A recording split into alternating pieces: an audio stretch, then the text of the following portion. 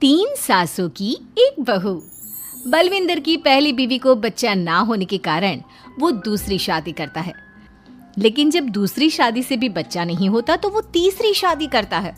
और तीसरी शादी करने के बाद भी जब उसे संतान का सुख प्राप्त नहीं होता तो वो डॉक्टर को दिखाता है। और फिर बलविंदर जी, दोष आपकी बीवियों में नहीं, आप में है। आप में ही कुछ मेडिकल रीजंस की कमियां हैं जिनके कारण आप कभी भी किसी बच्चे के बाप नहीं बन सकते। अरे बाप रे, ये तो घोर समस्या हो गई। एक बच्चे का बाप बनने का मेरा सपना था और आज वही चूर चूर हो गया। तीन बीवियों में पहली बीवी इंद्राणी, दूसरी बीवी सुधा और तीसरी बीवी कलावती। मुझे एक माँ बनने का सौभाग्य प्राप्त करना है। मुझे भी, इसीलिए तो मैंने शादी की थी। अरे लेकिन अब किसे पता था कि हमारे पतिदेव में ही कमी होगी। अब हम क्या करें?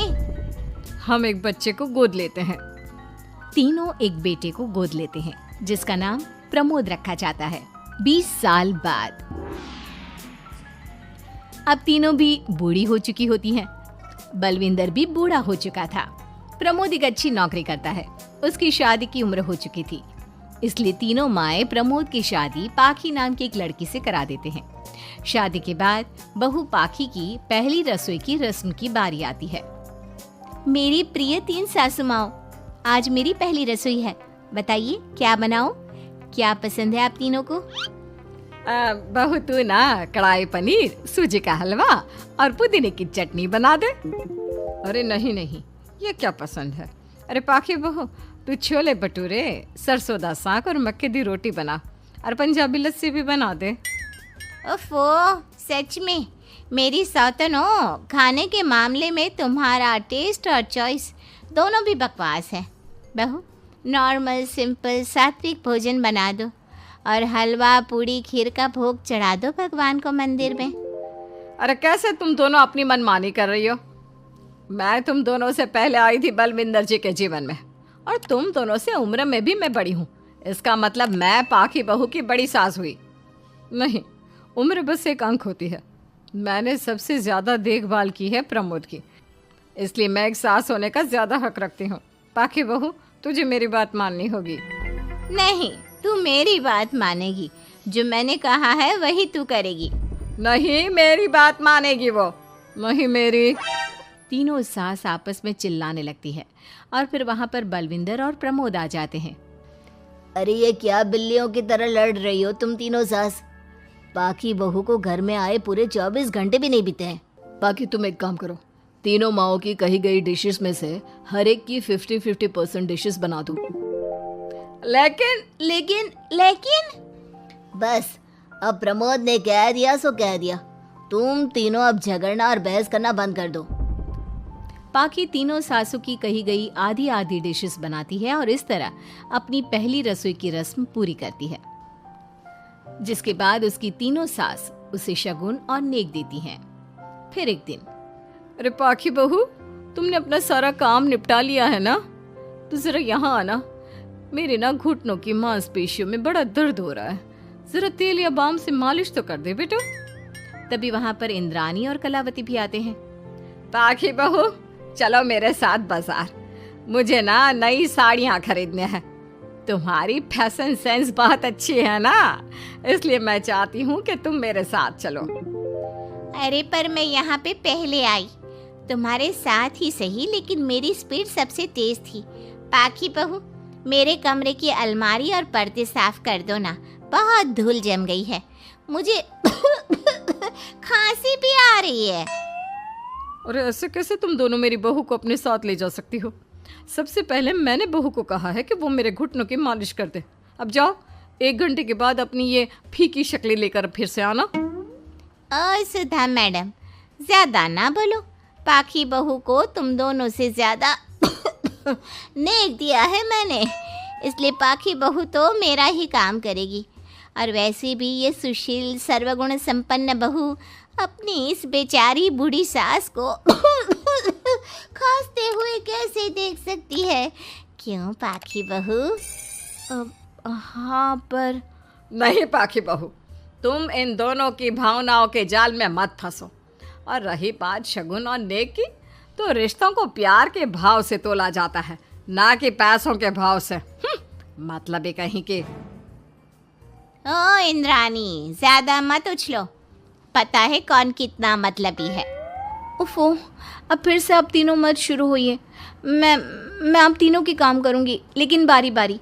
सबसे पहले सुधा सासू माँ का, फिर कलावती सासू माँ और फिर इंद्रानी सासू माँ का।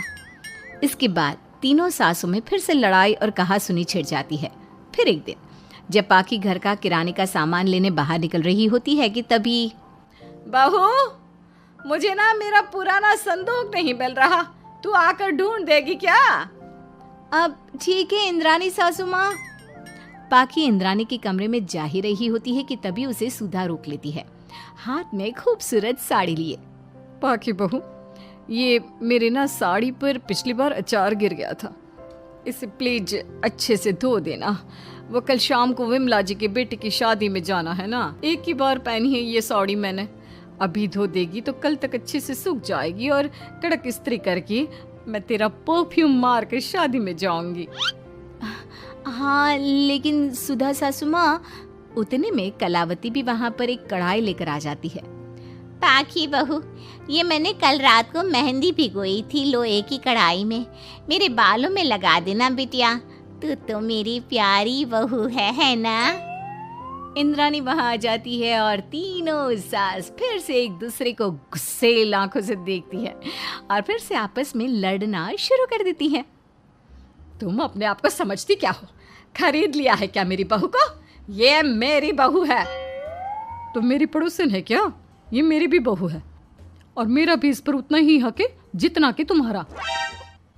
तुमने खरीद नहीं लिया है ना, तो ये मेरी है, सिर्फ मेरी, इकलौती बहू मेरी पाखी, मेरा ही काम करेगी।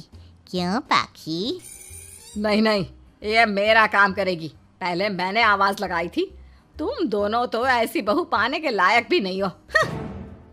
हट जाओ तुम दोनों और खुले मैदान में जाकर एक दूसरे से लड़ो और नोचो एक दूसरे को। लेकिन पाखी बहू तो सिर्फ मेरी ही सुनेगी और मेरे ही आदेशों का पालन भी करेगी। तीनों सासों के बढ़ते झगड़े को देख पाखी अपना आपा खो देती है और जोर से चिल्ला पड़ती है, बस बहुत हुई आप तीनों की तू मैं। अरे रोज ना ड्रामा लगाती रहती हो, 50 साल की बूढ़ी औरतें हो गई हो, फिर भी बच्चों की तरह लड़ती रहती हो। अब बस बहुत हुआ। अब तो मैं आप तीनों में से किसी की भी बात नहीं सुनूंगी और मैं जा रही हूँ ये घर छोड़ के। अब मुझ में और सहन शक्ति नहीं बची, मैं चली। अब लड़ो झगड़ो, एक दूसरे को मारो पीटो नोचो, जो करना है करो। पाखी अपना सूटकेस लेकर घर से बाहर निकलने लगती है। तभी तीनों सास बेहद घबरा जाती हैं और भावुक होकर पाखी से विनती करने लगती है, पाखी बहू हमें छोड़कर मत जाओ ऐसे। अरे हम तुम्हारे बिना मर जाएंगे। इतने कम समय में ही तुम हम सबकी जीने की वजह बन चुकी हो। माफ कर दो हमें बेटा। हाँ पाखी बहू, हम आइंदा से कभी नहीं लड़ेंगे और हंसी खुशी मिलकर बात करते रहेंगे, वादा करते हैं। हाँ बहू, लेकिन तू मत जा प्लीज, ये घर तेरे बिना सुना सुना हो जाएगा। हम तीनों सासों की एक ही तो बहू है, लेकिन हम अपनी एक बहू को बेटी की तरह प्यार देंगे, उसके साथ सहेलियों की तरह रहेंगे। लड़ाई झगड़ा सब कुछ छोड़ देंगे बेटा, लेकिन तू छोड़ के मत जा। अपनी तीनों सासों को भावुक देखकर पाखी की भी आंखें भर आती है और वो उन तीनों को माफ कर देती है और उनके गले लग जाती है। इसके बाद तीनों सास अपनी एक बहू संग खुशी से मिलजुल कर रहती हैं और आपस में जरा भी लड़ाई झगड़े नहीं करती।